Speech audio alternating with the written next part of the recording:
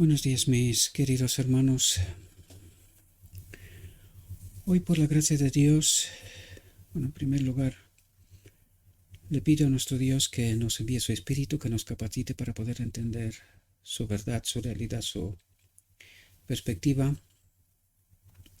Hoy vamos a entrar en una nueva serie titulada Cristo Creador y Dados de la Vida. Y el tema de hoy está titulada la revelación de Dios. Este tema surge después de la aparición del panteísmo, para tratar de explicar cómo se revela Dios, cómo se manifiesta Dios, ¿verdad? Por lo tanto, trataremos de profundizar en estos aspectos y aunque puede parecer que no sea tan relevante, en realidad vamos a tener revelaciones importantes. Bien, pero antes de entrar en la reflexión, he traído un texto que revela una realidad que nosotros hoy en día, debido a la separación, ¿verdad?, de Dios, del carácter de Dios, percibimos menos, ¿verdad? No logramos darnos cuenta precisamente de dónde hemos caído, ¿verdad? De este carácter de Dios que fue puesto en nosotros y que Dios tratará en esta serie, ¿verdad? Tratará de ayudarnos a comprender ciertas cuestiones. Y este texto lo compartió un hermano nuestro. Lo compartió en Facebook en realidad, pero yo lo cogí de allí porque me pareció tremendamente relevante. Y lo compartí en el grupo de Telegram también. Y os lo traigo también a vosotros, porque creo que están pasando cosas hoy en medio de nosotros y no percibimos esta realidad. También he visto el tema anterior, ¿verdad?, que hemos tratado de entender. He visto las reacciones. A mí personalmente me entristece, ¿verdad?, la incomprensión. Y a medida que profundizamos y que profundizo, ¿verdad?, en lo escrito está, me doy cuenta cómo de profundo es el engaño en donde nos ha sumido el enemigo, ¿verdad? Nos ha contado un otro evangelio, por esto lo que hoy tratamos, basado en lo escrito está, ¿verdad? Tratamos de entender. Es tan sorprendente que la gente realmente se queda estupefacta, no se lo cree. He visto mucha gente abandona, ¿verdad?, la visualización, la reflexión, después de un tiempo, ¿verdad? Y esto me está revelando realmente el gran engaño en donde estamos sumidos, ¿verdad? Y este texto que vamos a tratar ahora, en realidad refleja esta profunda realidad. Dice, en los días de Noé, la inmensa mayoría se oponía a la verdad, y esto es importante entenderlo. No es que la desconocía, no, es que se oponía a ella. Y es justo lo que trato de explicaros, ¿verdad? A medida que profundizamos en lo escrito está, negamos aceptar realidades, ¿verdad? La inmensa mayoría se oponía a la verdad y se enamoraba de un tejido de falsedades. Esto a mí no me deja de sorprender. ¿Cómo es posible que nos enamoremos de un tejido de falsedades? Esto quiere decir que el enemigo nos está presentando ciertos aspectos, ciertas cuestiones, y que a nosotros nos gustan. Porque si no, de otra manera, ¿cómo te puedes enamorar de falsedades? Dice, la tierra estaba llena de violencia. Y creo que hoy, más que nunca, ya que todo esto ha pasado ya a nivel institucional. Hace un tiempo, ¿verdad? Pero durante mucho tiempo ha sido escondida, no presentada esta realidad, ¿verdad? Hoy también, porque muy poca gente se da cuenta de cuál es la realidad, ¿verdad? Dice, la tierra estaba llena de violencia, la guerra, el crimen y el asesinato estaban en la orden del día. Dice, así será antes de la segunda venida de Cristo. Y nosotros estamos exactamente en estos momentos. Antes de la segunda venida de Cristo, dice, la gran multitud estará sin Cristo y sin esperanza. Nos cuesta asumir esta realidad porque se nos ha presentado un falso evangelio y se sigue presentando todavía. Desgraciadamente la gente no está dispuesta a presentar la verdad. Hablamos del amor de Cristo, pero desgraciadamente no somos capaces de ver la profunda realidad que está en medio de nosotros. Mientras hablamos del amor de Cristo, nuestra práctica diaria dista mucho, ¿verdad?, de acercarse al menos a esto. Y creo que la reflexión de hoy tratará de ayudarnos a comprender esta realidad, ¿verdad? No deja de sorprenderme esta realidad, no deja de sorprenderme esta realidad. Y como la verdad, porque se nos presenta tal cual está escrito, aunque la tenemos delante de nuestros ojos, como la mayoría y el relato oficial es otro. Esta misma mañana estaba leyendo la exposición de un pastor, ¿verdad? Un amigo, conocido, en fin, no sé cómo tratarlo, ¿verdad? Porque hemos tenido algún que otro encontronazo. O disconformidad, por decirlo de alguna manera, ¿verdad? De pensamiento y de forma de presentar las cosas. Y no dejan de hablar del amor. ¿Por qué? Porque es el tema por excelencia.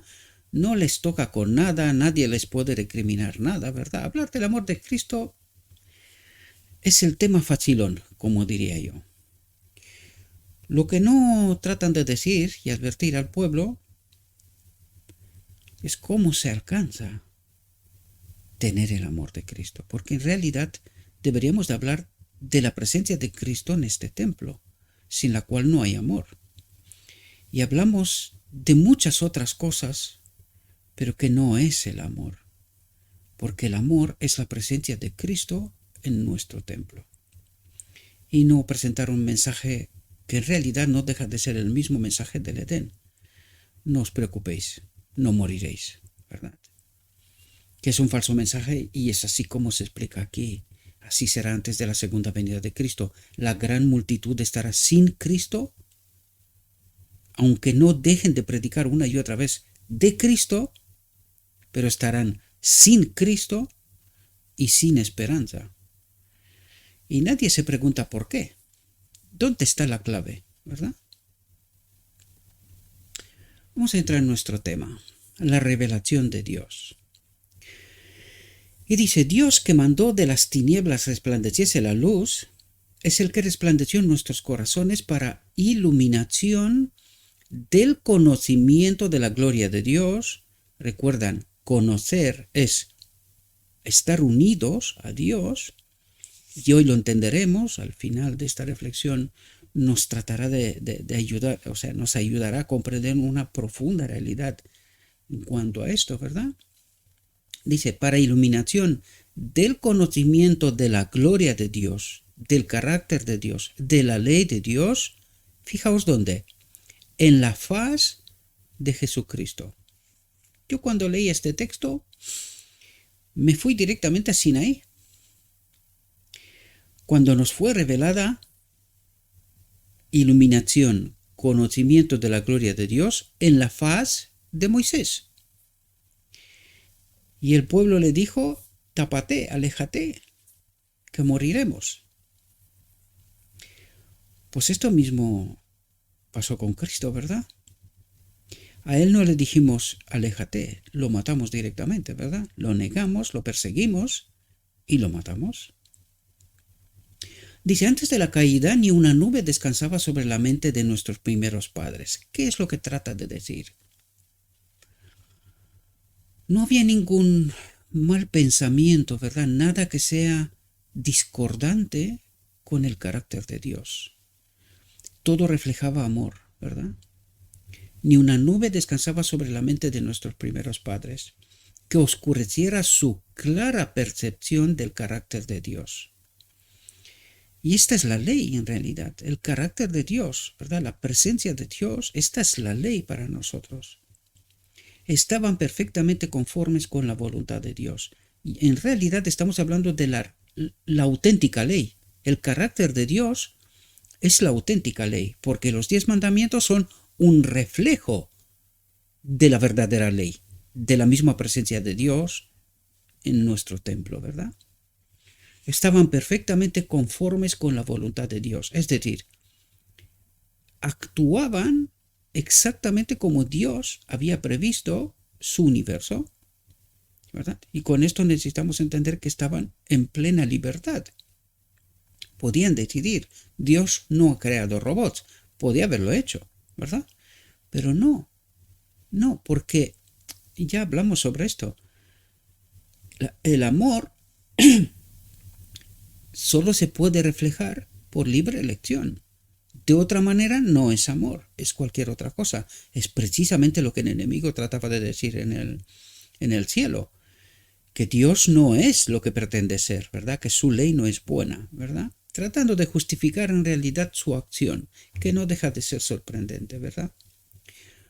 Como vestimenta estaban cubiertos de una bella luz, la luz de Dios. ¿Y qué es lo que trata de decir? Que esta vestimenta, lo mejor podemos entenderlo en la cara de Moisés, ¿verdad? El reflejo de la gloria de Dios en la cara de Moisés. Podemos verlo en el monte de la transfiguración también, al mismo Cristo, ¿verdad? Y a los que allí estaban, ¿verdad? Y lo que trata de decir es que es la misma presencia de Dios en este templo nos rodea de una luz, porque ¿qué es Dios? Una luz inaccesible, dice. Por lo tanto, ¿qué es lo que pone? Pone en nosotros su espíritu, ¿verdad? Y en el momento que tenemos el espíritu de Dios, estamos cubiertos por esta luz, ¿verdad? Por lo tanto, eso es lo que trata de decir. Como vestimenta estaban cubiertos de una bella luz, la luz de Dios, la presencia de Dios. Esto es lo que está tratando de decir. Por lo tanto, la presencia de Dios es el carácter de Dios en nosotros, ¿verdad? Aquí podemos entenderlo y lo mejor reflejado podemos verlo precisamente en el lugar santísimo. ¿Qué es lo que hay en el lugar santísimo? El arca del pacto. ¿Y quién está en el arca del pacto? ¿O qué es lo que hay en el arca del pacto? Los símbolos que hay allí para que podamos entender. Eso es lo que Dios trató de revelarnos, una realidad. En el arca del pacto están las tablas de la ley, la maná y la vara de Aarón, ¿verdad? ¿Y qué representan? Lo hemos dicho en varias ocasiones. Representan al Padre, hoy entenderemos esta realidad, y a Cristo. El Padre, el carácter, la luz de Dios, y la maná y la vara de Aarón son como guía espiritual, ¿verdad? Pero también, o alimento espiritual, pero también alimento físico. ¿Esto solamente en nuestra condición aquí en la tierra o en la eternidad? Hoy lo vamos a entender. Al final hablaremos sobre esto, porque necesitamos entender esta profunda realidad. Hoy el enemigo, cuando nosotros tratamos de decir esto, algunos piensan que nos vamos a convertir en dioses. Pero esto solamente porque son tremendamente ignorantes. Y no importa la preparación que tengan. Hoy también nos hablará de esto, ¿verdad? No importa la preparación, es que no han entendido cómo funciona el reino de Dios, cómo Dios concebió su reino. Y por eso el enemigo nos ha engañado, esta gente está preparada, la sabiduría humana, ¿verdad? Y cuando les estamos hablando del principio de cómo funciona el reino de Dios, ellos dicen directamente, por ignorancia, desconocimiento, con títulos, desgraciadamente, que nos convertimos en dioses. Y esto es porque literalmente no comprenden cómo Dios concebió el universo, ¿verdad? Y esto es lo que, por eso nos habla aquí, el tema es la revelación de Dios. ¿Qué es lo que nos trata de decir? ¿Cómo funciona el reino de Dios? Eso es lo que está diciendo. Literalmente, ¿verdad? Dice, el Señor visitaba a la santa pareja y la instruía en cuanto a las obras de sus manos. La naturaleza era su libro de texto. En el jardín del Edén, la existencia de Dios estaba demostrada en los objetos de la naturaleza que los rodeaban. Es decir, todo el entorno que preparó para el ser humano, ¿verdad? Y todo nos hablaba del amor de Dios. Eso es lo que trata de explicarnos, ¿verdad? Nos hablaba del amor de Dios. Cómo Dios preparó todo lo necesario para que el hombre se pueda desarrollar, ¿verdad? Que esto fue lo que le dijo, ¿verdad? Creced, multiplicaos, a esto me refiero. Cada árbol del jardín les hablaba metafóricamente, ¿verdad?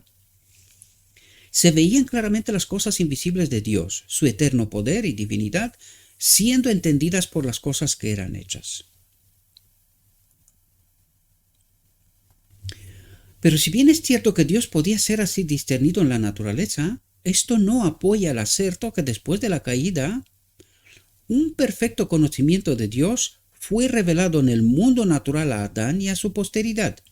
La naturaleza podía transmitir sus lecciones al hombre en su inocencia, pero la transgresión marchitó la naturaleza y se interpuso entre ella y el Dios de la naturaleza. Es decir, lo que trata de hablarnos es de esta separación de Dios. Sin embargo, y esto afectó todo el entorno creado, ¿verdad? Porque en realidad lo que trata de explicarnos es que estamos separados de Dios. Por lo tanto, separados de Dios no podemos vivir, ¿verdad? Nosotros ahora vivimos en un tiempo de excepcionalidad y es así como necesitamos comprenderlo. Pero esto no es la normalidad del reino de Dios. De hecho, ni siquiera podríamos hablar de normalidad en este sentido, porque es que en el reino de Dios todo es vida, es amor,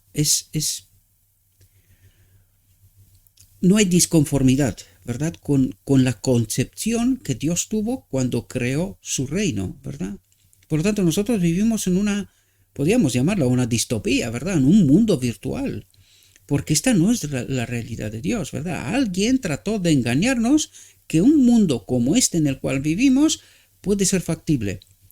Hoy deberíamos de entender esta realidad. Desgraciadamente, la gran mayoría no la percibe.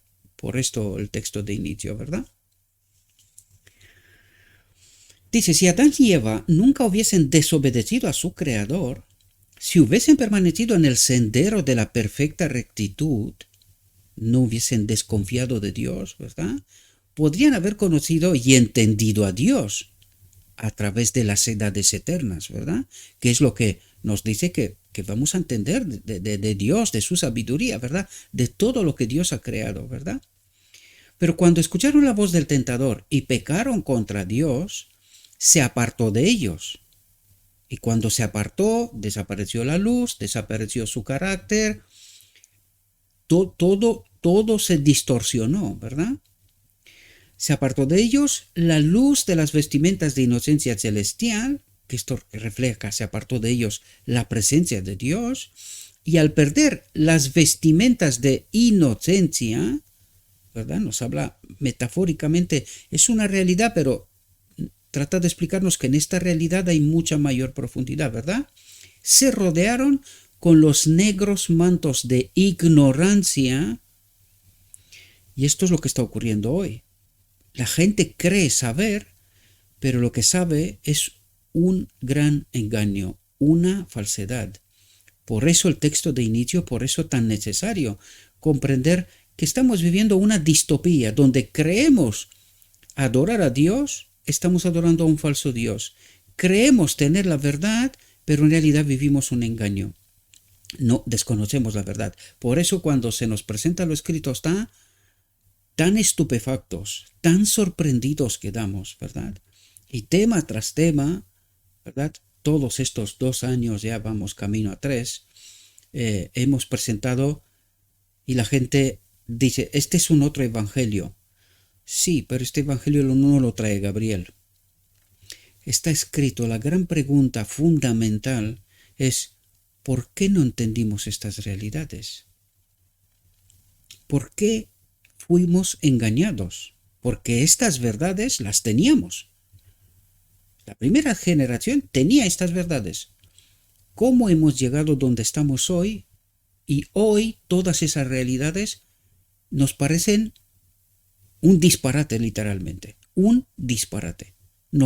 Alguien nos ha contado un otro evangelio, ¿verdad?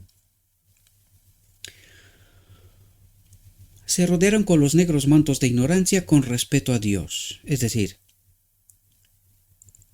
dejaron de percibir el carácter de Dios. Eso es lo que trata de explicarnos. Así es como se explica cómo no entendimos qué nos falta cuando Dios mandó su solución a través, su gloria a través del rostro de Moisés. Allí deberíamos de habernos dado cuenta que esto fue lo que perdimos en Edén. Con Cristo más de lo mismo. La manifestación, toda la obra de Cristo, que es el día de la expiación, día de la restauración en realidad, esto debería de hablarnos, ¿verdad? Por esto vamos a tratar, en esta reflexión nos explicará también esta realidad, ¿verdad? Y no percibimos esta realidad. ¿Por qué? Porque hemos perdido de vista de dónde hemos caído. No entendimos cómo es el reino de Dios, cuál es el principio, la ley de Dios manifestada, ¿verdad? Y por eso hoy no percibimos, ¿verdad? No percibimos, por eso nos dice, se rodearon con los negros mantos de ignorancia, desconocimiento, con respeto a Dios. Porque alguien nos ha contado otro tipo de cosas, un otro evangelio, como digo yo, y nos ha presentado su carácter en lugar del carácter de Dios. Por eso no percibimos. Cuando el hombre Cristo Jesús vino y reveló al Padre la gloria de Dios, nosotros no lo percibimos, ¿verdad? Es más, lo matamos. No percibimos en él manifestación distinta a nosotros.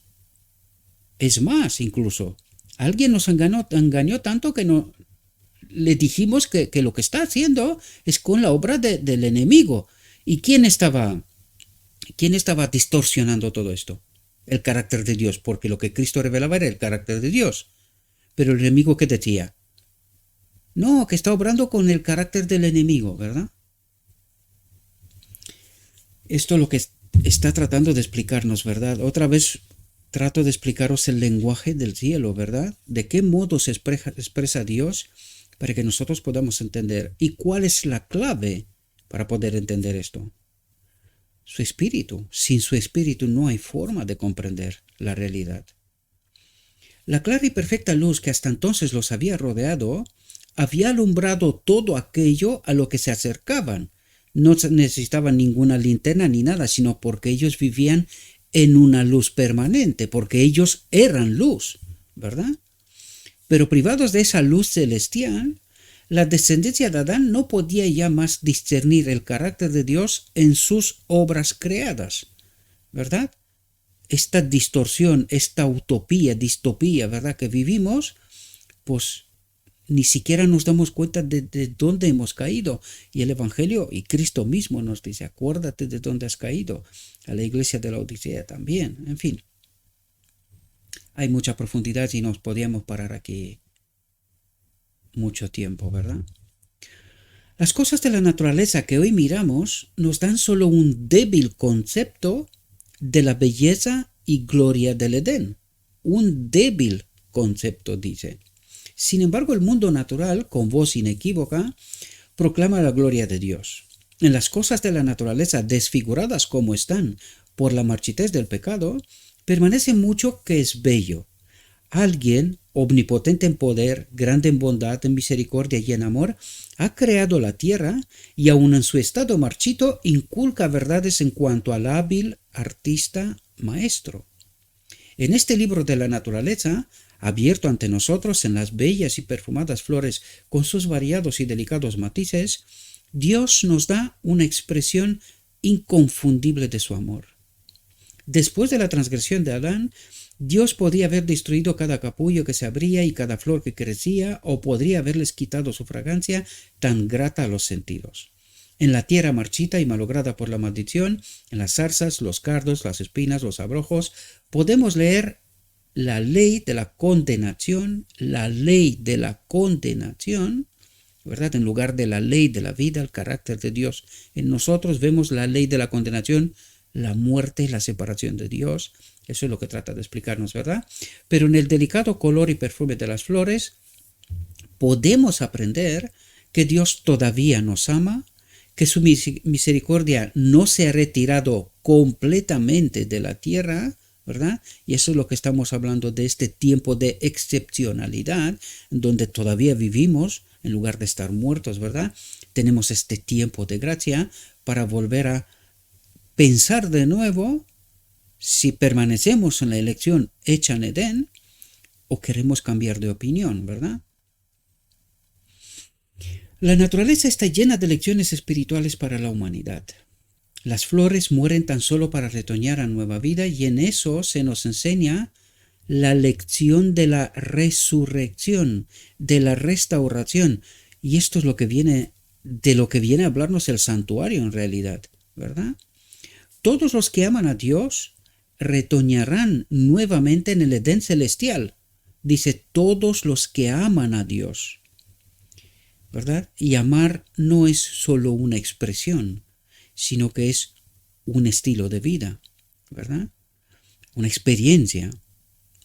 Pero la naturaleza no puede enseñar la lección del grande y maravilloso amor de Dios. Por lo tanto, después de la caída, la naturaleza no fue el único maestro del hombre. A fin de que el mundo no permaneciera en tinieblas, en eterna noche espiritual, el Dios de la naturaleza se nos unió en Jesucristo. El Dios de la naturaleza se nos unió en Jesucristo. Esto es tremendamente importante, queridos. Es decir, el Evangelio nos habla una y otra vez que Cristo y el Padre son una. Incluso Cristo en esta naturaleza en esta naturaleza humana. El Padre y Cristo son una. Por eso dice Dios de la naturaleza se nos unió en Jesucristo. El Hijo de Dios vino al mundo como la revelación del Padre. Cristo vino a revelar el Padre, su carácter, la ley. Lo que el enemigo decía que la ley de Dios no es buena, pues Cristo vino a revelar precisamente esto. Dice, Él era aquella luz verdadera. ¿A qué hace referencia? De la que perdió Adán en Edén, ¿verdad? El carácter de Dios, aquella luz que nos rodeaba, ¿verdad? Que alumbra a todo hombre. ¿Comprendéis a lo que hace referencia? Al Edén. ¿Cómo estaba Adán en Edén? Y claro, este es el patrón para que, atándonos de aquello, recordar aquello, podamos entender cuál es nuestra condición ahora, ¿verdad? Y que debiéramos de desear volver al Edén, lo que Adán lo intentó una y otra vez, ¿verdad? Dice, hemos de contemplar el conocimiento de la gloria de Dios, atentos donde dice, en la faz de Jesucristo. Cuando entiendes esta realidad, por eso mucha gente está sorprendida, y por eso yo mismo me sorprendí cuando aprendí esto hace tiempo, ¿verdad? ¿Por qué no entendimos nosotros que Dios quiso terminar la historia del mundo en Sinaí? Cuando tú entiendes, cuando comprendes la obra de Cristo, cuando entiendes lo que está diciendo el apóstol aquí, deberíamos de entender que Dios quería terminar la historia en Sinaí. El problema que tenemos nosotros es que después del fracaso de Sinaí, Dios nos dio más historia porque necesitábamos elegir por nosotros mismos, ¿verdad? Y como rechazamos la gloria de Dios, le dijimos, tápate, aléjate, ¿verdad? Pues Dios se alejó. Dios nos hace caso. Es Dios de amor, no de otra cosa, ¿verdad? Por tanto, Dios se alejó, nos dio más historia. Por eso nos dio leyes y reglas para poder permanecer aquí, no desaparecer. Porque eso es lo que quería hacer el enemigo, ¿verdad? Aquí no quiere ni uno en condiciones. Pero, ¿podía haber Dios terminado la historia en aquel momento? Sí. ¿De qué modo? No lo sabemos. ¿Por qué? Porque elegimos mal. Lo mismo que con Cristo. ¿Cómo hubiese terminado aquello? No lo sabemos. Porque así lo matamos. Elegimos mal, de nuevo. ¿Podía haber terminado Dios la historia en 1888? Sí. ¿Cómo? No lo sabemos. ¿Por qué? Porque rechazamos el mensaje. Pero ahora necesitamos entender todas esas realidades. Por eso yo trato de recalcar una y otra vez. ¿Por qué? Porque la pregunta que tenemos que hacernos ahora es, ¿por qué se ha esforzado tanto el enemigo a esconder estas realidades? Precisamente para que podamos elegir mal. Tener conocimiento de estas realidades hoy es relevante, es tremendamente relevante. Porque hoy necesitamos elegir bien para no volver a ser engañados. Y es así como logramos entender que por eso precisamente habrá un pequeño remanente al final del tiempo. ¿Por qué? Porque tal como nos lo dijo el texto de principio, y tal como yo me quejo una y otra vez, pero no, o sea, en lugar de hacer las preguntas correctas, estáis pensando que yo egoístamente estoy diciendo esto por alguna cosa egoísta. Y lo que estoy tratando es de sacaros de vuestro espacio cómodo, mis queridos hermanos. ¿Por qué siempre me quejo o resalto el hecho de que hay poca visualización, poco reconocimiento, poco compartir de estos mensajes? Lo que quiere decir algo, ¿verdad? Por sus frutos los conocerás. Entonces, eso es lo que hago. Me doy cuenta de una realidad y esto es rechazo. Si hubiese sido, fijaos qué fácil, si, no sé ni siquiera qué, un pequeño vídeo con algo disparatado se vuelve viral en un momento. Revelamos todas esas verdades y nos da vergüenza compartir, ¿verdad? Nos da vergüenza compartir. ¿Por qué? A pesar de estar escrito, porque aquí no tratamos lo que no está escrito. Todo lo que estamos diciendo está escrito. La cuestión es, ¿por qué no percibimos la realidad? Primero, porque somos pobres en conocimiento, ricos en ignorancia. Y esto lo digo sin ánimo de insultar, sino como realidad. Porque si fuera al revés, entonces todas esas verdades que no son mías, están escritas, todo este entendimiento no debería de resultarnos extraño. Como mínimo debíamos de experimentar lo que yo os conté que experimenté hace unos años, cuando me encontré con estas realidades y dije, ostras, esto es otro evangelio. Es verdad, me quedé sorprendido. Pero al mismo tiempo dije, un momento, esto está escrito. ¿Por qué no lo entendimos hasta ahora? Y me di cuenta por qué. Porque todo lo que os cuento, yo lo he experimentado. ¿Verdad? He comido de las manos de otros, he leído con un pensamiento predefinido, pensando que lo que está hablando es de otra cosa, cuando la realidad era diferente. Y habéis visto que hace no tantas reflexiones para atrás hablamos de una llave que abre todo el Evangelio. Cuando entendí la llave, por eso tengo la capacidad, permitirme expresarlo de esta manera, de comprender de lo que nos habla, porque he descubierto la llave. Entonces, con esta llave, todas esas puertas se abren con facilidad. Pero para poder encontrar la llave necesitas estudiar. Necesitas tener esta biblioteca de información al menos como base. Para poder tener el espíritu, ¿verdad? Es así como nos llenamos del espíritu, ¿verdad? Es así como se nos revelan todas esas realidades. ¿Y por qué rechazamos todo esto? Contesten ustedes. Piensen, por favor, ¿por qué rechazamos estas realidades? Por ignorancia. Por ignorancia, por desconocimiento, por no prestarle atención, sino porque confiamos demasiado que lo que se nos cuenta es todo. Cuando en realidad aquí vemos en textos una y otra vez, estamos en un profundo engaño, desgraciadamente. Por eso Dios no tiene otra opción, no le queda otra opción, más que terminar con un pequeño remanente, porque la mayoría está engañada. Y a pesar de presentar la verdad, la gran mayoría no quiere despertar, ¿verdad?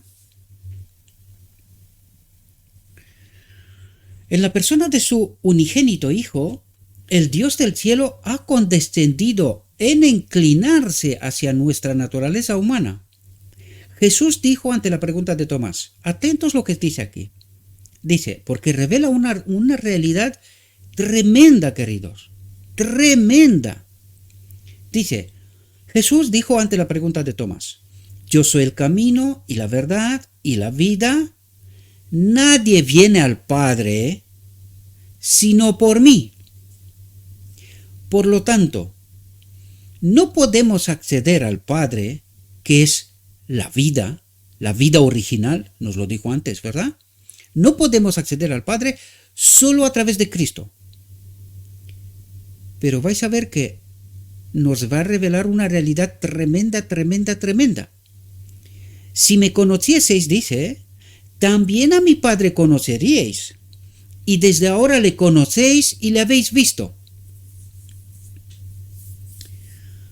Esto es tremendo, queridos. Deberíamos de habernos pegado sobre esto y tratar de entender, pero ¿por qué está diciendo Cristo lo que está diciendo? ¿De qué nos habla?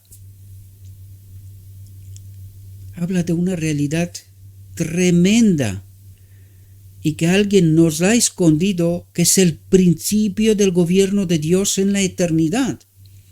Y que al final de esta reflexión hablaremos sobre esto, ¿verdad? Dice, Felipe le dijo, Señor, muéstranos al Padre y nos basta. Jesús le dijo, ¿tanto tiempo hace que estoy con vosotros y no me has conocido, Felipe?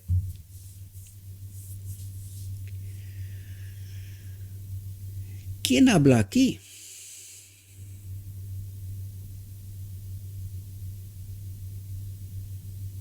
Habla en primera persona. ¿Tanto tiempo hace que estoy con vosotros y no me has conocido, Felipe?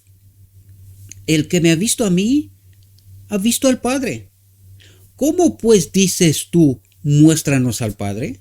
¿No crees que yo soy en el Padre y el Padre en mí? ¿Qué es lo que trata de decir? Que ellos son una, inseparables. Son una, inseparables. Al mismo tiempo son dos personas. ¿Por qué? ¿Cuál es la naturaleza de Cristo? ¿Cuál es la naturaleza del Padre? Son dos naturalezas distintas ahora. Sin embargo, son una. Y esto es lo que está tratando de hablar aquí Cristo. De esto nos habla. Misterio de la piedad, ¿verdad? Dice, ¿no crees que yo soy en el Padre y el Padre en mí? Las palabras que yo os hablo, no las hablo por mi propia cuenta. Lo que Cristo dice, no las dice por su propia cuenta, sino que es el Padre que se manifiesta a través de él, ¿verdad? Dice, sino que el Padre que mora en mí, atentos, él hace las obras. ¿Qué revela Cristo aquí? Un principio fundamental, la ley del gobierno de Dios, cómo se manifiesta. Y esto vino Cristo a manifestar. Y aquí, escondido en esta declaración, hay una incógnita, una pregunta que nosotros teníamos que hacer. Porque si Cristo viene a revelarme a mí esto, ¿qué es lo que trata de decir? Gabriel, para referirme a mí, ¿verdad? Cada uno tome su nombre. ¿No quieres tú que el Padre habite también en ti? ¿No quieres? ¿Te acuerdas cómo estabas en Edén? Con la gloria de Dios que te rodeaba, aquella luz. ¿Te acuerdas? ¿No quieres tú que el Padre que mora en mí more también en ti y que Él haga estas obras? Pero no lo entendimos, queridos. No profundizamos como para comprender. Alguien se ha esforzado tanto para que no entendamos este principio. La ley de Dios y cómo se manifiesta. Y aquí es precisamente esto lo que Cristo revela. La ley de Dios, la gloria de Dios, el carácter de Dios y cómo se manifiesta. Y esto es lo que dice Cristo.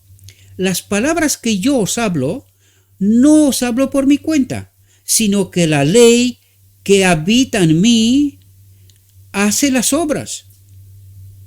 Lo explico así para que podáis entender, ¿verdad? Creedme que yo soy en el Padre y el Padre en mí. De otra manera, creedme por las mismas obras.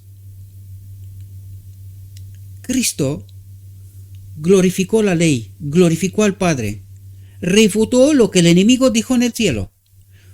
¿Lo entendimos? No. Alguien nos presentó esto y nos dijo: ¿queréis ser dioses? ¿Queréis ser como Dios? ¿Eso es lo que queréis? Y es así como la sabiduría humana entiende hoy la manifestación de la ley, la misma presencia del Padre en este templo. Y nos engañó. Por eso no entendemos. Por eso no entendemos. Rechazamos todo esto. Porque se nos parece un disparate, una locura, ¿verdad? ¿Por qué se perderán? Por alguna razón será, ¿verdad? La lección más difícil y humillante que el hombre tiene que aprender es su propia ineficacia al depender de la sabiduría humana. ¿Qué es lo que nos trata de decir? Nos coloca directamente en la cara. Dice: porque vosotros, en lugar de fijarse en el modelo, os estáis fijando en la sabiduría humana, en vuestros maestros, que están dirigidos por el mismo enemigo. No lo digo yo, lo dijo Cristo. Vuestro padre es Satanás, ¿verdad? Se lo dijo a los fariseos. Por eso no entendéis. Eso es lo que está diciendo Cristo. Por esto no entendéis. Creéis saber, pero ¿sabéis lo que sabéis? Un engaño, una mentira. Esta es la sabiduría humana. Un engaño, una mentira. ¿Verdad? Su propia ineficacia al depender de la sabiduría humana y el seguro fracaso de sus propios esfuerzos para comprender correctamente la naturaleza. ¿Qué naturaleza? De la ley y cómo se manifiesta. Eso es lo que trata de explicarnos, ¿verdad? El pecado ha oscurecido su visión y por sí mismo no puede interpretar la naturaleza sin colocarla por encima de Dios. No puede discernir en ella a Dios ni a Jesucristo, a quien Él ha enviado. No puede discernir en ella a Dios ni a Jesucristo, a quien Él ha enviado. Está en la misma posición de los atenienses que erigían sus altares para el culto de la naturaleza. En este caso, ¿cuál? La caída. Lenguaje del cielo, una vez más lo digo, ¿verdad? Estando en medio de Areópago, Pablo presentó delante de los habitantes de Atenas la majestad del Dios vivente, en contraste con su culto idolátrico. ¿Comprendéis? Dice: en contraste con su culto idolátrico, el de la sabiduría humana. Estamos en idolatría, porque en lugar de adorar a Dios hasta el punto de unirnos a Él, conocerlo personalmente, nosotros tratamos de conocerlo a través de los maestros, a través de la sabiduría humana. Cuando tenemos a nuestro alcance, lo escrito está en plenitud. Tenemos el poder a nuestra disposición, pero no sabemos cómo hacer uso de él, ¿verdad? Esta es la clave. Y esto es lo que el enemigo de Dios ha tratado de escondernos. De modo que estemos en idolatría, que no, necesitemos que nos lo explique otros. Y otros, muy hábiles, han hecho que el pueblo sea dependiente de ellos. Esto revela algo. Por sus frutos los conocerás. Sin tratar de condenar a nadie, estoy hablando de principios. Espero que empecemos a entender realidades. Estoy hablando de principios, no de personas. Porque la profundidad del asunto es que todos estamos engañados. ¿Por qué dependo y por qué necesito yo o siento esta necesidad de depender de un hombre? ¿Por qué? Porque no tengo la necesidad de depender de Cristo, de lo escrito está. Y necesito que un hombre me explique, me diga. Y cuando me lo está diciendo, lo convierto en mi ídolo. ¿Cómo sabe? ¿Qué títulos? ¡Qué extraordinario! No dejo de maravillarme el seguimiento que tienen algunos maestros a nivel mundial. Miles y miles y miles. Y dicen cada disparate y la gente dice amén. Y digo, ¿qué hiciste con el cerebro? ¿Lo tiraste por el váter? ¿Quién te ha comido el coco? ¿Para qué no pienses? Claro, porque su dependencia es de la sabiduría humana. Y da igual lo que diga. Da igual lo que diga. Es así porque lo dice él. Y lo convertiste en tu Dios. Desgraciadamente, ¿verdad? Desgraciadamente. Por eso rechazo que me miren a mí, que me sigan a mí. No. Vean las reflexiones, piensen, pero mi invitación siempre será a lo escrito está. Traten de entender. Yo soy solamente como un indicador en la autovía que advierte, pero no soy la autovía, ¿vale? Cristo es la autovía, allí tenemos que ir. Yo soy solo un indicador de lo escrito está, de que estamos engañados, ¿verdad? Por eso digo, no me sigan a mí, a lo escrito está. Yo solo advierto, nada más. Les dijo, varones atenienses, en todo observo que sois muy religiosos, porque pasando y mirando vuestros santuarios, hallé también un altar en el cual estaba esta inscripción, al Dios no conocido. En verdad así es, tan desconocido para nosotros, ¿verdad? Al que vosotros adoráis, pues sin conocerle, es a quien yo os anuncio. El Dios que hizo el mundo y todas las cosas que en él hay, siendo el Señor del cielo y de la tierra, no habita en templos hechos por manos humanas. Dios no habita en templos hechos por manos humanas. ¿Quién mejor que Pablo podía entender esto? Porque por esa declaración mataron a Esteban. Por esta declaración mataron a Esteban. Y Pablo estaba presente, ¿verdad? No habitan templos hechos por manos humanas, ni es honrado por manos de hombres, ni es honrado por manos de hombres. Qué profundidad hay aquí, ¿verdad? Qué profundidad hay aquí. ¿Dónde habita Dios? ¿Cuál es su casa?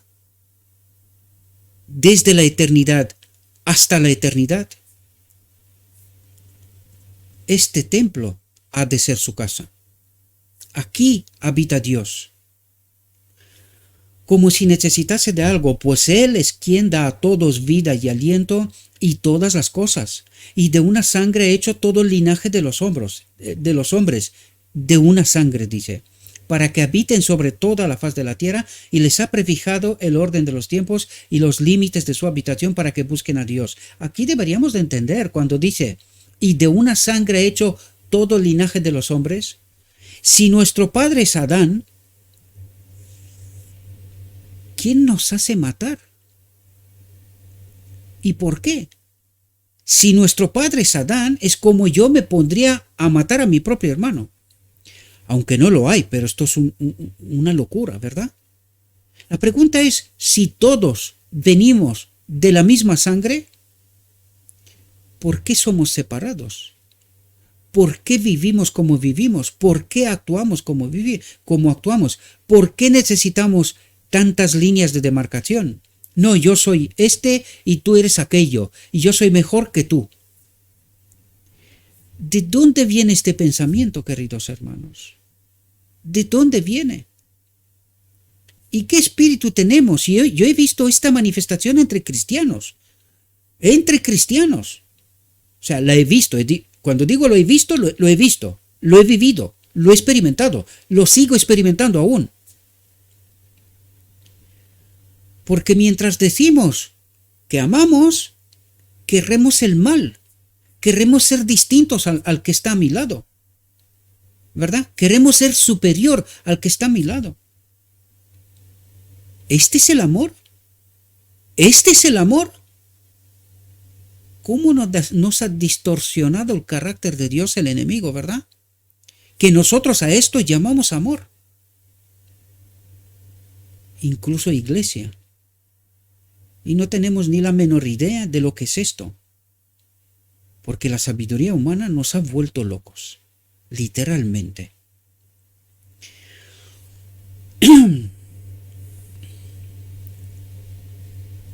Y de una sangre ha hecho todo el linaje de los hombres para que habiten sobre toda la faz de la tierra, y les ha prefijado el orden de los tiempos y los límites de su habitación, para que busquen a Dios, si en alguna manera palpando pueden hallarle, aunque ciertamente no está lejos de cada uno de nosotros. No está lejos, dice, porque en él vivimos y nos movemos y somos. Como alguno de vuestros propios poetas también ha dicho, porque linaje suyo somos, siendo pues linaje de Dios. No debemos pensar que la divinidad sea semejante a oro o plata o piedra, escultura de arte y de imaginación de hombres. Y esto es lo que nos pasa hoy, y de imaginación de hombres. La sabiduría humana nos ha presentado un Dios que no es. Es un falso Dios, desgraciadamente. Escondido bajo el evangelio del amor, ¿verdad? Bajo el evangelio del amor nos ha sido presentado un falso Dios, ¿verdad? Viene del Edén, no estoy predicando nada extraño. Del Edén, no os preocupéis, no moriréis, no moriréis, ¿verdad? Dios os ama. La naturaleza no es Dios. Y esto viene precisamente a causa del panteísmo, ¿verdad? Este material es de 1898, ya había aparecido el panteísmo en medio de nosotros, y trata de explicar todo lo que se puede explicar humanamente hablando, ¿verdad? Porque no podemos entender a Dios, para eso necesitaríamos ser Dios, ¿verdad? Los que tienen un verdadero conocimiento de Dios no se infatuarán con las leyes de la materia ni las operaciones de la naturaleza, al punto de pasar por alto o rehusar reconocer la continua operación de Dios en la naturaleza. La naturaleza no es Dios, ni nunca lo fue.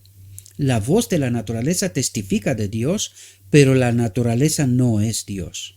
Como obra creada por Dios, simplemente da un testimonio del poder de Dios.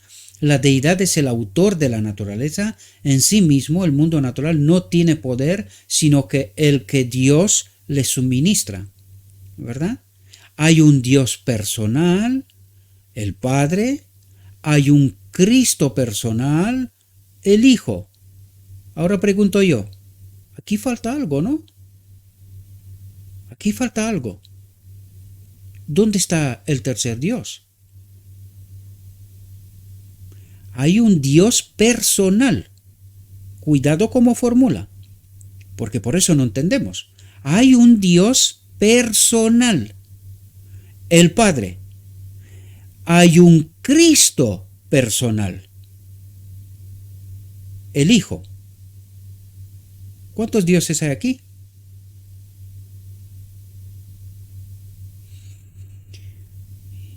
Y falta falta uno, ¿verdad? Según la doctrina de la Trinidad, aquí falta alguien. Porque aquí nos dice que hay solo un Dios personal. Un solo Dios personal. El Padre. Hay un Cristo personal, el ser humano, ¿verdad? Hay un Cristo personal incluido en la divinidad, en la deidad, incluido, adoptado en la deidad, el Hijo. Y ahora entenderemos qué es lo que nos trata de decir. Al final nos explicará esto, este concepto, y nosotros lo entendemos como Trinidad. Cuando esto es una falsedad como una montaña. ¿Dónde está el Espíritu Santo aquí? ¿Dónde está? Nos habla de la deidad, ¿verdad?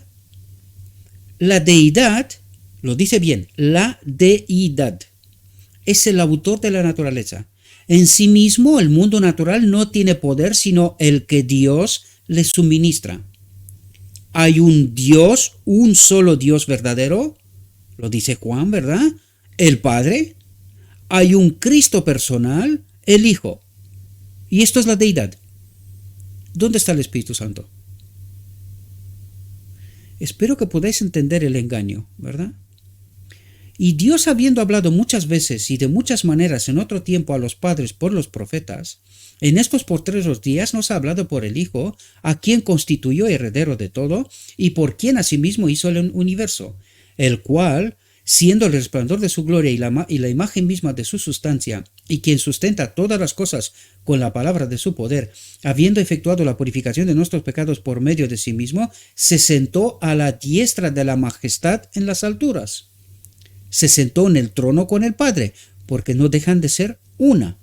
Ellos son una, ¿verdad? Dice el salmista, los cielos cuentan la gloria de Dios y el firmamento anuncia la obra de sus manos. Un día emite palabra a otro día y una noche a otra noche declara sabiduría. No hay lenguaje ni palabras, ni es oída su voz. Algunos quizás supongan que estas grandes cosas del mundo natural son Dios. No son Dios. Todas esas maravillas de los cielos tan solo están haciendo la obra que les ha sido señalada. Son los instrumentos de Dios. Dios es quien vigila la marcha de todas las cosas, así como fue su creador.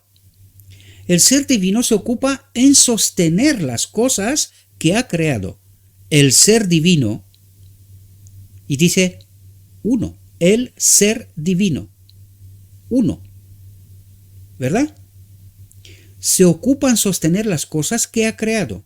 La misma mano que sostiene y equilibra las montañas en su posición, guía los mundos en su misteriosa marcha alrededor del sol. Apenas si hay alguna función de la naturaleza a la que no encontremos una referencia a la palabra de Dios. La palabra declara que hace salir su sol y hace descender la lluvia. Hace a los montes producir hierba, da la nieve como lana y derrama la escarcha como ceniza. Echa su hielo como pedazos, enviará su palabra y los derretirá, soplará su viento y fluirán las aguas. Hace los relámpagos para la lluvia, saca de sus depósitos los vientos. Y esto es la manifestación de Dios, ¿verdad? Es como Dios cuida, ¿verdad?, el entorno creado por Adán.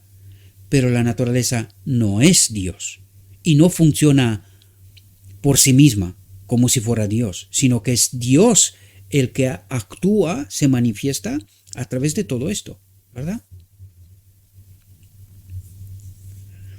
Estas palabras de las Sagradas Escrituras no dicen nada de la independencia de las leyes de la naturaleza. Dice independencia de las leyes de la naturaleza, sino que es Dios el que actúa, ¿verdad?, en todas esas manifestaciones. Pero entiéndanse bien, no se metan en panteísmo. La naturaleza no es Dios, ¿verdad? Dios proporciona la materia y las propiedades con las cuales lleva a cabo sus planes. Emplea sus instrumentos para que pueda florecer la vegetación. Envía el rocío, la lluvia, la luz del sol para que brote el verdor y extienda su tapiz sobre la tierra para que los arbustos y los árboles frutales puedan retoñar y florecer y dar frutos. Cuando entiendes esto, debemos de entender la inmensidad de nuestro Dios. Porque sin cada flor es Dios el que la hace florecer, dar fruto todo lo que hace, ¿quién es nuestro Dios? No se ha de suponer que es puesta en movimiento una ley para que la semilla obre por sí misma, que es puesta en, es decir, que la semilla en sí misma tiene esta ley, brota sola, sino que es Dios el que la hace brotar, ¿verdad? Y eso es lo que trata de explicarnos, que Él tiene cuidado de que cada semilla brote, eso es lo que quiere decir, y que no, la semilla no es independiente de sí misma, por eso el hombre está buscando la eternidad, tratando a través de la ciencia encontrar la vida. Por eso es falso decir que de esta sopa primigenia salió no sé qué célula historia. Esto es una broma. Solo el enemigo puede sembrar semejante pensamiento, ¿verdad? Dios tiene leyes que ha instituido, pero estas son solo siervos mediante los cuales Él logra los resultados.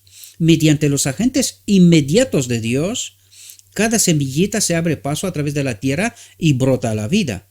Crece cada hoja, florece cada flor por el poder de Dios. Por lo tanto, quiere decir que es Dios el que cuida que cada cosa actúe en su sitio en el momento que Él manda. Por lo tanto, ahí vemos la manifestación de Dios, ¿verdad? Es la obra de Dios y no hay una ley independiente. La semilla no brota sola, sino porque Dios la hace brotar, ¿verdad? El organismo físico del hombre está bajo la supervisión de Dios. Esto es interesante, ¿verdad? ¿Hasta qué nivel se manifiesta Dios? Fijaos. Dice, pero no es como un reloj que se pone en marcha y debe andar por sí mismo. Late el corazón, una pulsación sigue a la otra, una inspiración sigue a la otra, pero el ser entero está bajo la supervisión de Dios. El ser entero está bajo la supervisión de Dios. Dice, vosotros sois labranza de Dios, edificio de Dios. Edificio de Dios, donde Dios habita, ¿verdad? En Dios vivimos y nos movemos y somos. Cada latido del corazón, cada aliento es la inspiración de aquel que sopló en las narices de Adán el hálito de vida. La inspiración del Dios siempre presente, el gran yo soy. Y esto es tremendamente difícil de comprender esta realidad. Sin embargo, trata de explicarnos cómo se manifiesta Dios, ¿verdad? Sabiduría humana. Dice, los antiguos filósofos se enorgullecían de su conocimiento superior. Me pregunto yo, ¿quién les habrá dicho que este es conocimiento superior? ¿Quién habrá inspirado este pensamiento? En un mundo caído, ¿qué es conocimiento superior? Si Dios se revela a su voluntad, ¿verdad? Solo se revela a su voluntad. Entonces, ¿esta gente puede conocer a Dios sin que Dios se revele? Y eso es lo que nos trata de decir. ¿Por qué no entendemos el Evangelio? Porque el Evangelio, el conocimiento de Dios, es la manifestación de Dios a través del Espíritu en el momento que yo me pongo a estudiar y se me revela a mí personalmente.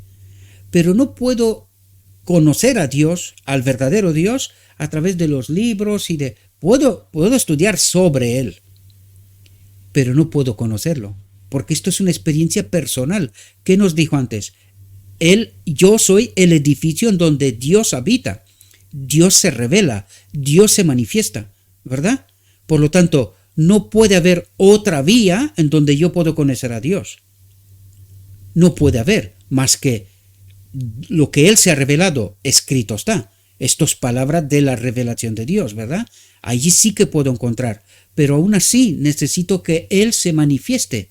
Es palabra y espíritu. Las dos en conjunto es la revelación de Dios. Una sin otra no sirve. De hecho, los antiguos filósofos se enorgullecían de su conocimiento superior. ¿Qué creían los fariseos? A través de lo escrito está. creían conocer a Dios, ¿verdad? Pero ¿cómo conocieron a Dios? En la letra. ¿Qué les faltó? El espíritu. ¿Y por qué no entendían? Porque o son las dos juntas o no entiendes. Solo crees que entiendes, pero no entiendes. No tienes el verdadero conocimiento de Dios, ¿verdad? Leamos la comprensión inspirada del apóstol acerca de este asunto. Dice, profesando ser sabios, doctorados, títulos, maestrías, ¿verdad? Profesando ser sabios, se hicieron necios y cambiaron la gloria del Dios incorruptible, es decir, cambiaron el conocimiento de Dios, la revelación directa de Dios, en semejanza de imagen de hombre corruptible, de aves, de cuadrúpedos y de reptiles. Es así como se explica por qué hay tantas religiones, por qué hay tantas iglesias, por qué hay tantos entendimientos.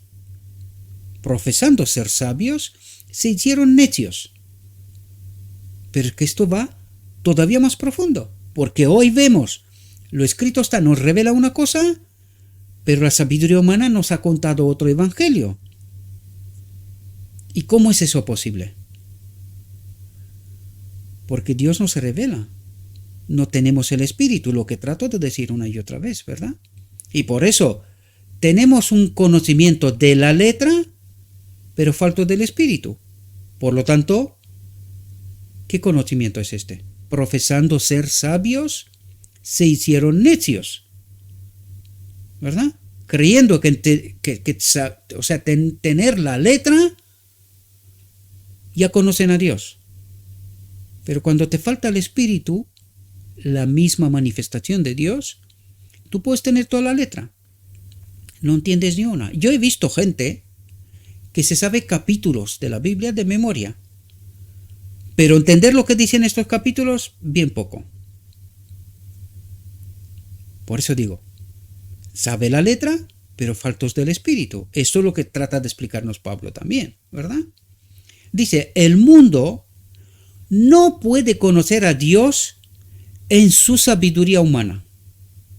Por lo tanto, tú puedes tener, y por eso nos habla constantemente de eso, por eso decimos quién es la iglesia, es Cristo, no otra cosa. Es la misma manifestación de Cristo en cada creyente. Esta es la iglesia, la verdadera. ¿Cuál es el verdadero conocimiento? La manifestación de Dios, del Espíritu, a través de su Espíritu en cada creyente. Este es el verdadero conocimiento. No doctorados, no títulos, no tal. ¿Quién nos ha empujado a esto? El príncipe de este mundo. Él pone las reglas aquí. Y él dice cómo, qué y de qué manera. ¿Y qué hicimos nosotros? Por eso los pioneros, en el principio, era de otra manera. Pero hoy hay una pelea por doctorados, por maestrías, por conocimiento. ¿Y qué tipo de conocimiento es? Profesando ser sabios, se hicieron necios. Dejaron la gloria de Dios de un lado y se fueron para otras historias. Y esto es lo que está ocurriendo en medio de nosotros, ¿verdad? Cambiaron la verdad de Dios por la mentira, honrando y dando culto a las criaturas antes que al Creador. El mundo no puede conocer a Dios en su sabiduría humana. Sus sabios obtienen un conocimiento imperfecto de Dios.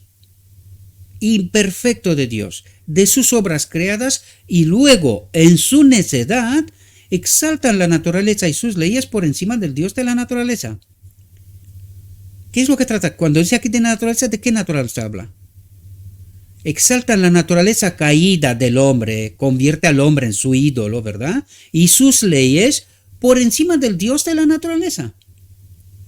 En lugar de irnos a lo escrito está, a Dios, nos vamos al hombre, a su entendimiento, a su sabiduría. ¿Dónde estamos? ¿Nos lo merecemos? Sí, porque no entendemos la verdad. Esta es la clave. Y estoy hablando de principios, una vez más lo repito, no de personas. De principios. Los que no tienen un conocimiento de Dios mediante la aceptación de la revelación, ¿qué es lo que quiere decir? mediante lo escrito está. Los que no tienen un conocimiento de Dios mediante la aceptación de la revelación que ha hecho de sí mismo un Cristo, ¿cómo se manifiesta Cristo? A través del Espíritu. Por eso dijimos que es tan importante en el día de la expiación saber quién es el Espíritu, cómo se obra, cómo estamos unidos a Él, cómo se manifiesta. Por eso dijimos es tan importante. Y al desconocer esta realidad, no entendemos la revelación, cómo Dios se revela, a través del Espíritu y a través de la letra, ¿verdad? Obtendrán solamente un conocimiento imperfecto de Él en la naturaleza caída, y ese conocimiento, lejos de dar conceptos elevados de Dios y de colocar a todo el ser en conformidad con la voluntad divina, convierte a los hombres en idólatras, porque siguen a los hombres y su sabiduría, sus doctorados, sus posiciones, sus funciones, sus títulos, lo que quieras, porque esto viene del diablo. Esto es lo que nos trata de decir.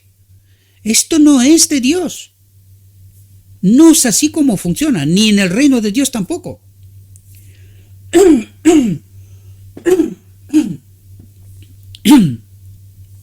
Convierte a los hombres en idólatras, profesando ser sabios, preparados, títulos, doctorados, maestrías, lo que queramos, se hacen necios.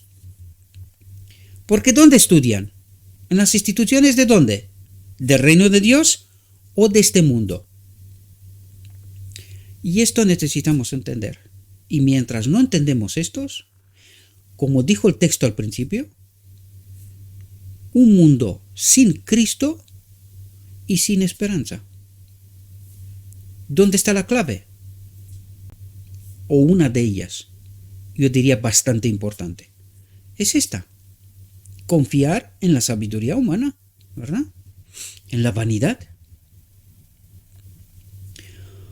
Los que creen que pueden obtener un conocimiento de Dios aislados de su representante.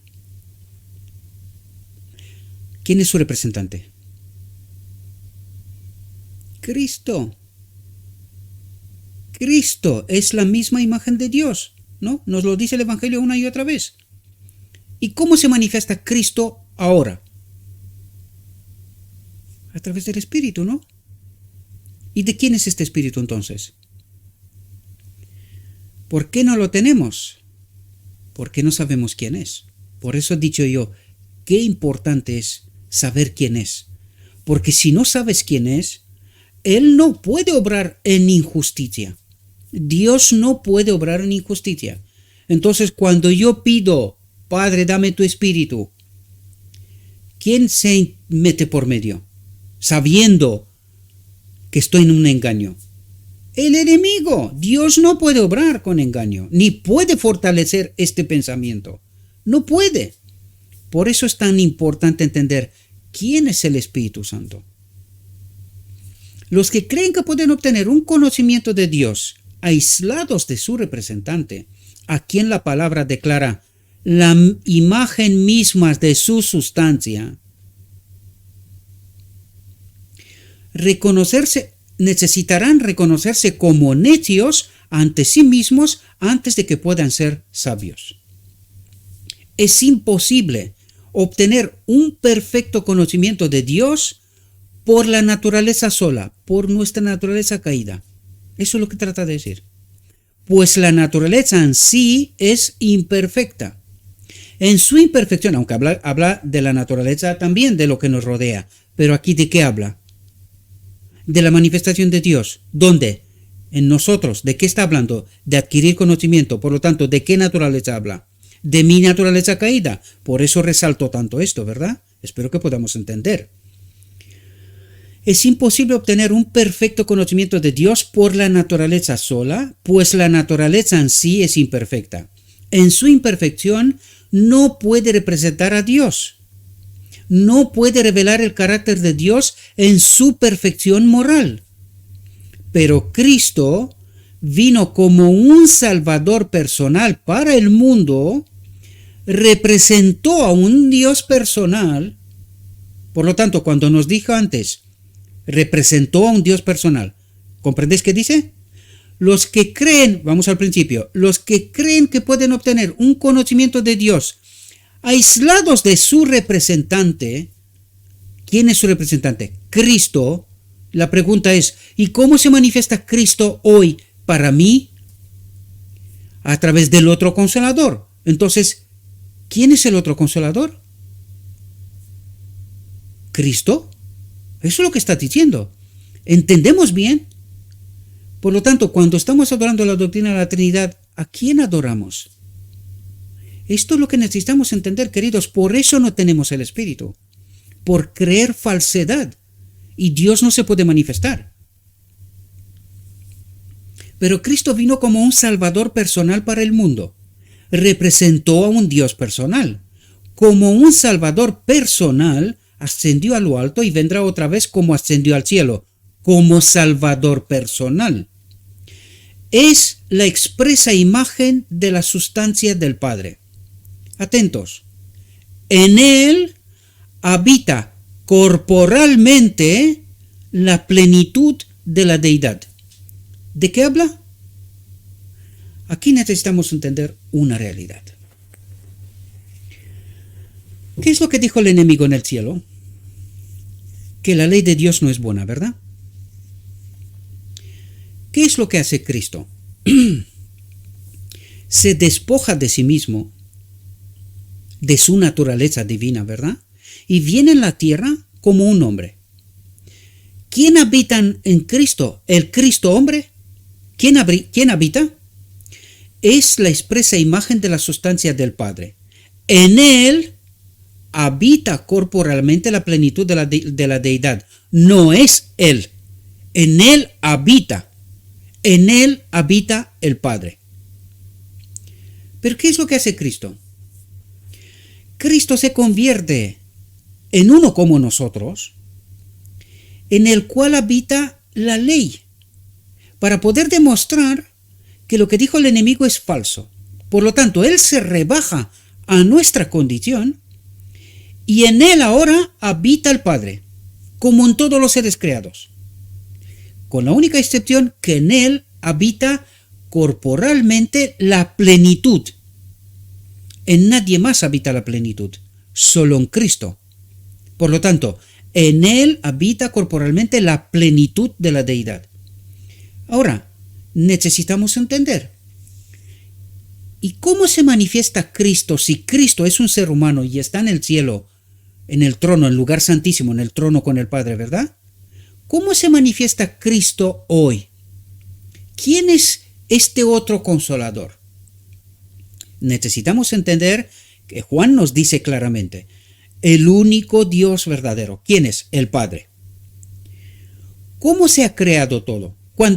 Primero, antes de nada, antes de que exista nada, Cristo fue engendrado del Padre. Engendrado del Padre. Era uno igual al Padre en sustancia. Igual.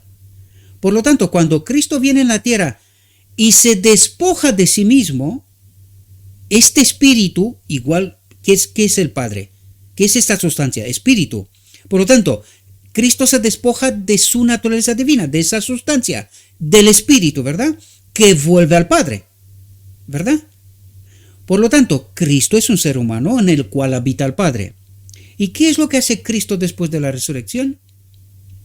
Yo me voy al Padre para poder enviar al otro consolador, su espíritu, ¿vale? Este que se despoja de él, ¿verdad?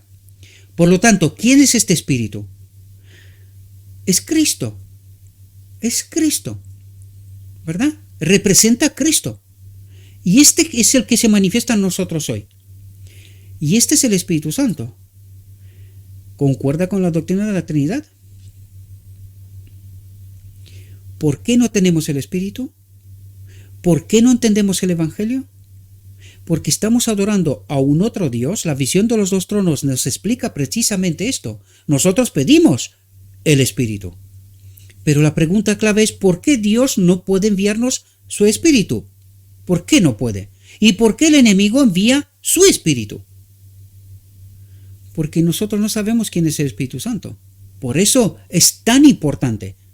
Sin entender quién es el Espíritu Santo, nosotros no podemos entender la verdad. Ese es el problema de fondo. Porque ¿cómo entendemos la verdad? A través del Espíritu, ¿verdad? Si no tenemos el Espíritu, ¿podemos entender la verdad? No, por eso tantas iglesias, tantas ideas, tantos conceptos y todo, sabiduría humana. Todo lo que está ocurriendo en esta tierra. Por eso nos dijo al principio, y por eso os traje el texto del principio.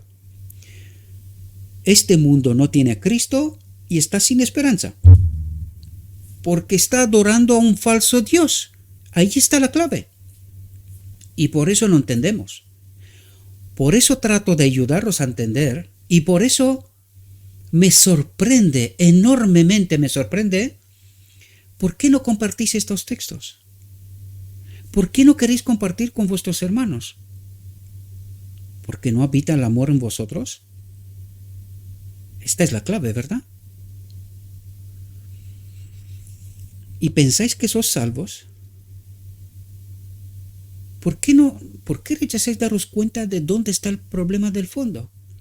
¿Por qué entendemos mal las cosas? O incluso rechazamos entenderlas, ¿verdad? Creyendo saber. Espero, mis queridos hermanos, trato de explicaros, ¿verdad? Vosotros estudien. Aquí hay una disconformidad con la doctrina de la Trinidad. Los que creen que pueden obtener un conocimiento de Dios aislados de su representante y luego nos dice, Cristo representó a un Dios personal, al Padre. Entonces, ¿quién es el representante? Cristo. ¿Y quién es el Cristo que se manifiesta hoy en mí? El Espíritu Santo. ¿Y es Cristo? ¿No es un Dios, un otro Dios? Ese es el problema de fondo, queridos. Por eso estamos en engaño. Y podemos predicar del amor de Dios otros 6,000 años. Recuerden, este sermón lo empezó el enemigo en Edén. Así que siguen predicando del amor de Dios, pero sin el verdadero Dios. ¿Dónde acabaremos? Donde terminó Adán, fuera del Edén. Por eso nos dijo el texto de inicio, este mundo está sin Cristo y sin esperanza. Y hasta que no despertemos, estamos sin Cristo y sin esperanza. Y podemos seguir en la iglesia y adorando hasta que nos aburrimos. Hasta que no entendemos la verdad, no aceptemos la verdad, seguiremos en el engaño y Dios no obra en el engaño. Punto. Espero, mis queridos hermanos, que esta reflexión os pueda ayudar. Como siempre digo, no me crean a mí. Por favor, no me crean a mí. Tenemos lo escrito está. Tratemos de entender. Tratemos de entender. De otro modo, vanas esperanzas tenemos. Pero yo espero, confío, ruego, porque si no, no tiene ningún sentido este ministerio, que vuestra realidad y vuestra esperanza no sean vanas. Y queridos, compartan esta verdad. Siempre os lo he dicho, no a mí, no me interesa. De hecho, me gustaría ver vuestras reflexiones, me encantaría. Es lo que espero, de toda mi alma os lo digo, con total honestidad. Compartan estas verdades, háganlas vuestras, no me molesta en absoluto, es lo que en realidad espero, que entendáis esas verdades y que las compartáis. No podemos permitir que la gente siga en engaño, queridos. Tenemos el escrito está, que nos revela la verdad. Apoderémonos del Espíritu de Cristo para que podamos ser conectados con este Dios personal que habita en Cristo, ¿verdad? Le ruego a nuestro Dios que nos envíe su Espíritu, que nos capacite, que podamos entender su verdad, su realidad, su perspectiva y que hagamos nuestra elección. Y una vez que tenemos la elección hecha, cumplamos con nuestro deber, la gran comisión. Esto es el deber de los 144.000. Si esto es lo que deseamos, pues ya sabemos lo que tenemos que hacer. Os deseo, mis queridos hermanos, que tengáis un próspero día y que en todo lo que os he dicho, os lo he dicho en nombre de Cristo Jesús. Amén.